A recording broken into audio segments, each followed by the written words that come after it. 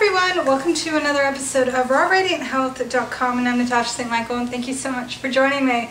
So today is Wednesday, it's the middle of the week, it's September 1st, and today I want to talk a little bit about strategy, about pretty much, I guess over the weekend we had finished another 7-day raw food challenge, and everyone did fantastic. And one thing that I see come up a lot, either on the 7-day raw food challenge forum or the 10-day juice fasting forum, is people's sort of emotional connection to food, their addictions to food, their inability to sort of let go of certain foods, and that it can really sort of possess people and kind of haunt them, that they're always sort of struggling against the ice cream or the craving for pizza or that slab of cheese, you know. So this is something that comes up a lot, and I find that a lot of times people just write it off too quickly as being an addiction,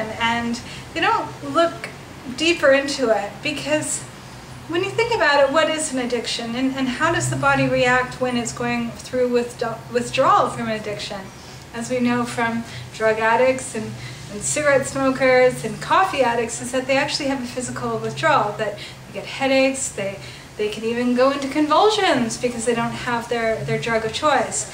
And a lot of times when we get off certain foods, we just emotionally don't feel very good, and physically we can actually have some of these withdrawal symptoms, but it's more on an emotional level, it's more on a psychological level. And I believe it's because there's something else going on, and it's not about the food itself, it's how the food is being used and what it's being used for. And that's what I kind of want to talk about today, because I feel that what keeps people connected to certain foods and makes it so hard for them to let go of is not so much the food itself as it is what's going on emotionally, what's going on mentally, what's going on even spiritually. And a lot of it comes down to an underlying feeling of anxiety. There's this underlying feeling of uneasiness, and a lot of times it's a feeling of discomfort, and no one wants to feel uncomfortable, no one wants to feel uneasy, no one wants to feel tense or just not feeling well balanced. And in order to sort of get away from that, they have a tendency to reach towards foods, and using foods as a means to comfort them through those times of anxiety, through those times of boredom or of loneliness, or just not feeling balanced or at ease. And so they reach for these certain foods, and these foods either have sort of an emotional connection. Maybe, you know, they always reach towards that apple pie because when they're a kid and they went through a difficult time, their parent made them apple pie, and it would always sort of put them at ease. It would always make their life a little bit better. It would always just sort of give them some hope. And so later on as an adult, they go back to those foods because there's like this belief system that, you know, has been sort of reinforced over and over and over again since they're a little child. And then over the years they forget that they've made that connection, and so that every time there's some sort of moment of, you know, discomfort, they go reaching for that food or something close to it.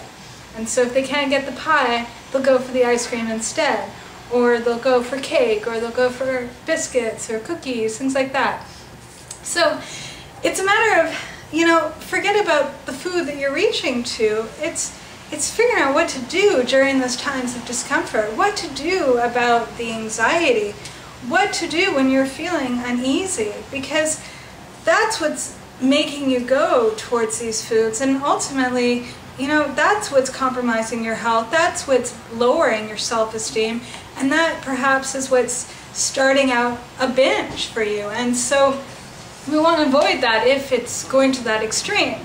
And for a lot of people it is, you know, it's alright like once a month or something that, you know, have your apple pie, that's fine, it's not a big deal. But if you're finding yourself every Friday, once, you know, work is done and you're going towards Ben & Jerry's ice cream and towards the apple pie, and gonna have a full-on bender for the rest of the weekend, and you do this every weekend, then there's some issues that need to be addressed. So it's first of all looking at that. Is it once in a while that you just kind of, go to the buffet and have a great time and, never do it again for another month or two, then no big deal. But if it's something that, whenever an issue or a problem or some sort of tension appears and you find yourself reaching for these foods, then, it's a matter of figuring out a new strategy, a new way to be dealing with that. And, my favorite expression is doing the same thing over and over and over again and expecting a different result. And that's the definition of insanity, right? It's doing that same thing again and again, but hoping that this time it's going to be different. I hear this all the time of people, 10 years ago doing a diet that worked for them, that helped them to lose some weight for a little while. Then they regained the weight back, and they've been going back for the past 10 years, redoing that same exact diet, hoping to get that same results that they got 10 years ago, but it hasn't been working for them. And they're like glued to this, right? And you're like, hey, 10 years, you've done this so many times and it hasn't gotten you where you want to be. Maybe it's time to try something else. And that's the same thing with these food addictions, is that forget even just getting into that, being like, oh, food is addictive and I'm addicted to this food, because where is it going to get you? You might have known about this for years and years and years, but it's a matter of like finding a new strategy on how to deal with that. How to unlock that addiction, how to break it, break the ball and chain, because that's what it is. So it's a matter of figuring out what else can you do, and first of all, I think it's about being honest with yourself and facing that and admitting to yourself that, there's an issue, there's something going on, that whenever you're feeling any kind of tension or any kind of sadness or any kind of loneliness or anxiety, that it's drawing you to the fridge, or it's drawing you to the supermarket and to the junk food aisle. And it's a matter of first admitting that and seeing it for what it is, seeing that pattern happen over and over and over again. And then once you can really see it for what it is, then you can start really breaking it. But it's first admitting it, and admitting it a lot of times is the hardest thing to do. But once you see it, then you're like, okay, I'm seeing that there's a pattern here. So I got to break this pattern, or I have to break how I'm reacting to this pattern, because how I'm reacting by going to the food is just not working anymore. This is not the direction I want to be taking it. I mean, one great example, and something that you can actually remind yourself and see, is with children. When children get upset, they cry, they freak out, they have a temper tantrum like in the middle of the street, and they don't care. They need to let it out, right? And you don't see children like, having a fight with someone in school and then running to the refrigerator. No, you see them freak out, you see them like let the emotions out, and then you see them move on. And we got to sort of get back to that, okay? Maybe we need to exercise a little bit more self-restraint here and there, and maybe not be having a freak out session in the middle of the street, but we have to learn to sort of deal with things as they come, face them head on, so that we're not carrying this heaviness that, when we race home to get into that refrigerator, everything's going to be okay. It's like, deal with the issues as they appear, find a way, create new strategies.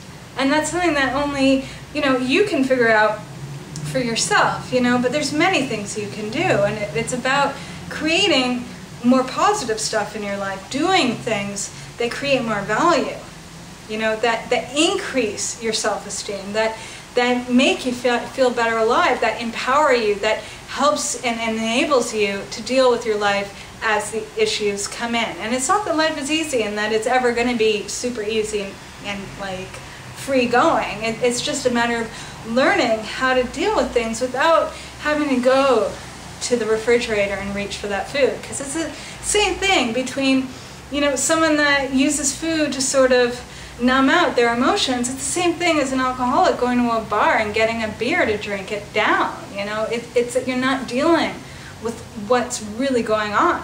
You're just pushing it down, further down, and it's going to come back up.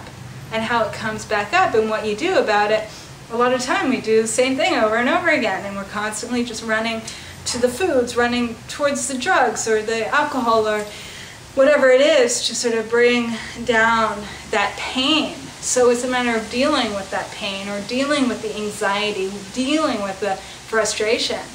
All right? So I don't know, that's my little tip for the day, or something to think about is creating a new strategy, doing things differently. Instead of picking up the cheese or the pizza or the ice cream, do something else. Figure out what else can you do that might make you feel a little bit better, or will help you just to deal with the issues when they appear. All right, so I do want to remind you guys that the next 10-day juice fast, it starts next week, next Tuesday, the day after Labor Day.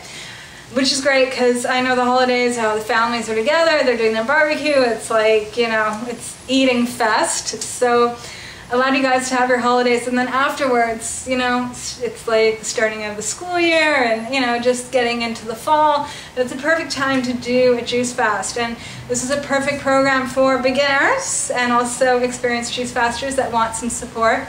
Main thing is it's 10 days where there's an online forum where there's 10 videos on the forum that walk you through the juice fast, and then you got the forum to talk to everyone that's doing the juice fast. So it's like a big support group, and there's recipes. I give you actually a menu planner on how to transition onto the juice fast and how to get off of the juice fast so that you ease into it properly and you get off of it well, that you can continue to have great results from it. And all in all, it's just a great program, really good support, and there's always a phenomenal group of people that join it. So if you're interested in joining, all you have to do is go to rawradianthealth.com and click on juice fasting. And also just to mention too that the next 7-day challenge starts September 20th. I've been getting a lot of emails asking me, when's the next one? So it's September 20th, all right? So have a fabulous day, everyone, and I'll see you tomorrow. Bye.